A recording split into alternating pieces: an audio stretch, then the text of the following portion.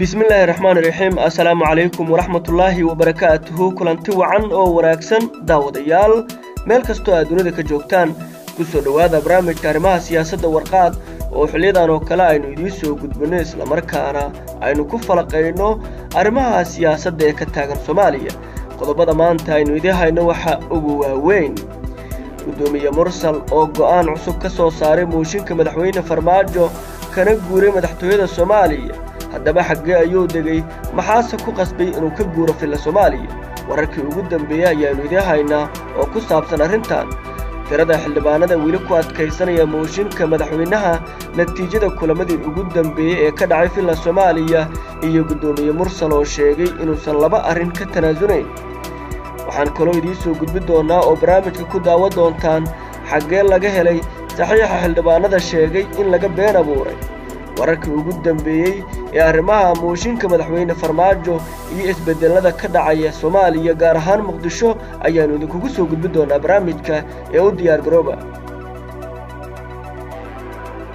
ku soo dhawow Dilaal abka Dilaal waxa uu ka caawinayaa inaad wax iska iibiso ama aad iibsato adigoo gurigaaga jooga si fudud isaga iibi geli sawirka shayga aad iibinayso geli faahfaahinta shayga aad iibsanayso ku dhufo post la hadal iibsadaha ama iibiyaha adigoo isticmaalaya qaybta wada hadalka lana wadaag sawirro iyo locationka ka dejiso abka Dilaal Google Play Store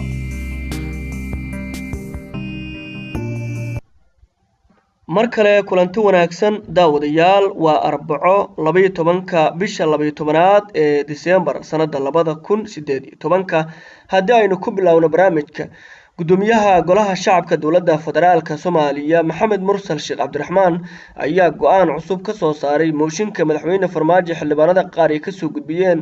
waxaana sidoo kale uu ka guuray madaxtooyada Soomaaliya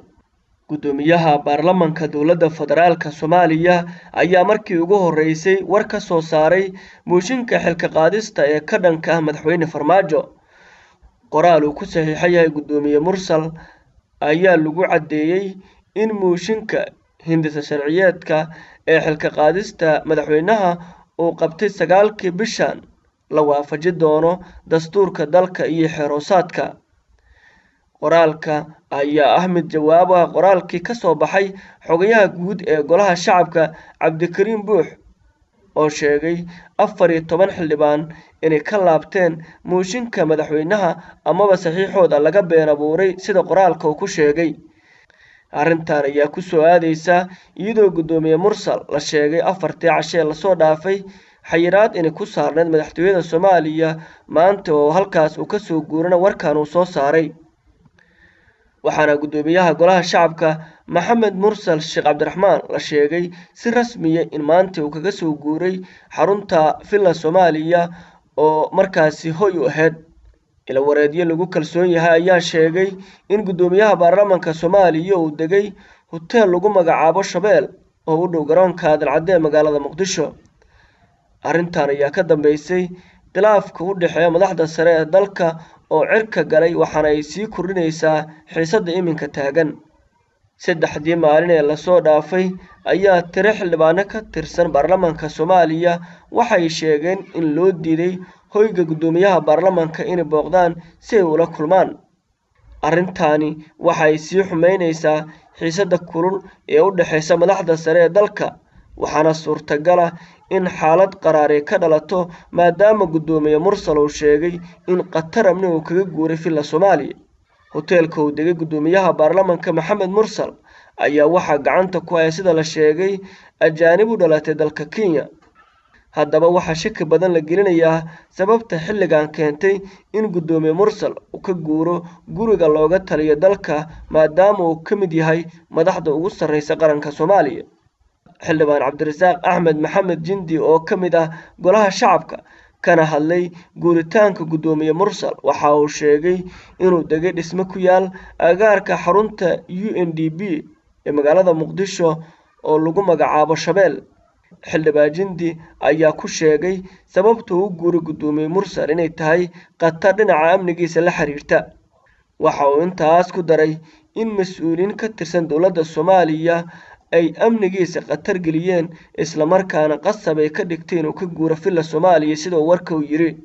xildhibaan Jindi ayaa sheegay goobta uu hadda ku sugay gudoomiye Mursal inay tahay mid amnigeeda la isku haleey karo isla markaana aysan qabin walaac la xiriira dhanka ammaanka gudoomiyaha.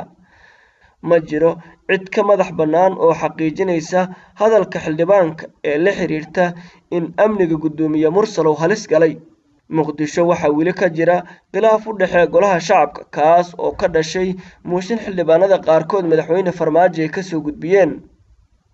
Wahagaag qaybihii dhexe barnaamijka ayaynu ku gudi jirnaa. qodobo xiiso leh ayaa weli noo soo socday ay ka mid yihiin qaabka lagu helay xildhibaano sheegay in saxiixooda laga been abuuray balse markaan tirada xildhibaanada weli ku adkeysanaya mooshinka madaxweyne Farmaajo iyo natiijadii kulamadii ugu dambeeyay ee ka dhacay Villa Soomaaliya ayadoo gudoomiye Mursal uu sheegay inuusan laba arrin midood ka tanaasuleynin. kulamo kala duwan oo looga hadlay xaaladda dalka ayaa si isdaba jooga waxay uga dhaceen saacadaha aynu soo dhaafnay madaxtooyada Soomaaliya waxaana waxgarad iyo xubno ka tirsan aqalka sare ay wadaan dadaallo ay ku doonayaan in lagu soo afjaro khilaafka iyo weliba mooshinka madaxweyne Farmaajo ka dhanka ah. xubnaha aqalka sare iyo odayaasha ee wada dadaalada ku aadan dhamaynta ama xal u helista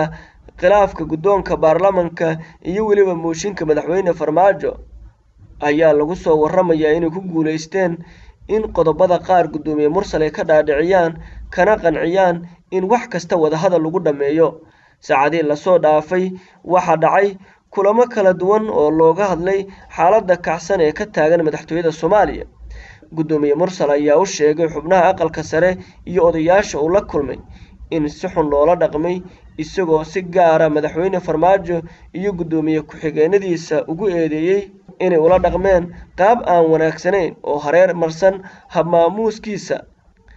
sida ay xaqiijiyeen xubno ka tirsan xafiis gudoomiyaha taas oo ugu dambeyn qasabtay sida la sheegay in madaxtooyada uu ka guuro. gudoomiye Mursal ayaa ogolaaday in la dejiyo oo wax waliba wada xaajood lagu dhameeyo si meesha looga saaro khilaafka maalmahan curyaamiyay shaqooyinka hay'adaha kala duwan ee dowladda Soomaaliya. balse warar aan helayno waxa ay sheegayaan in gudoomiye Mursal uu ku adkaystay inuusan ka tanaasulayn laba qodob oo kala ah arrinta guddiga maaliyadda iyo miisaaniyadda oo dib u howlgeliyay kadib markii dhawaan uu kala diray gudoomiye ku-xigeenkiisa koowaad. waxaa kale oo ku adkaystay mooshinka laga keenay madaxweyne Farmaajo inuu yahay mid buuxiyay shuruudihii looga baahnaa muhiimna ay tahay in sharciga uu isku difaaco. kulamada ka dhacay Villa Soomaaliya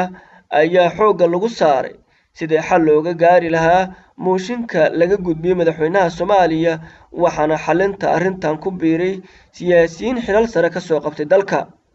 sidoo kale kulamo adag oo inta badan dhexmaray xildhibaanada baarlamaanka iyo xubnaha golaha wasiirada ee ku jira baarlamaanka ayaa ka dhacay isla Villa Soomaaliya waxaana lagu gorfeeyay sida lagu dhameey karo khilaafka jira ama loo soo xirogeli karo xildhibaanada mucaaradsan madaxweyne Farmaajo ee mooshinka keenay iyadoo arrintan loo xil saaray qaar ka mid ah wasiirada baarlamaanka ku jira inay kala furfuraan xildhibaanada weli ka soo horjeeda madaxweyne Farmaajo.